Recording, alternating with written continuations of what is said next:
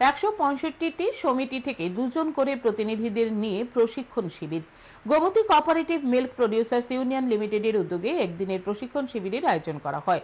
শনিবার ইন্দ্রনগরে হয় এই প্রশিক্ষণ শিবির। উপস্থিত ছিলেন Gomti cooperative milk producers union লিমিটেডের চেয়ারম্যান রতন ঘোষ সহ অন্যান্যরা। ডায়েরি উন্নয়ন কেন্দ্রীয় সেক্টর প্রকল্পের জন্য জাতীয় কর্মসূচির অঙ্গ হিসেবে এই প্রশিক্ষণ।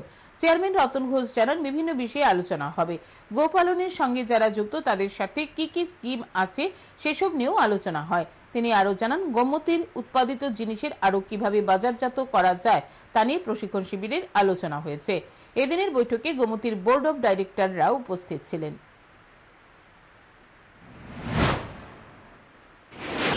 তার মধ্যে আমাদের রাজ্য সরকার এবং কেন্দ্রীয় সরকার যে প্রকল্পগুলি যারা কৃষক আছেন, যারা গো পালন করেন, তাদের সাথে কি কি স্কিমগুলি আছে সেই বিষয়ের উপর চর্চা হবে।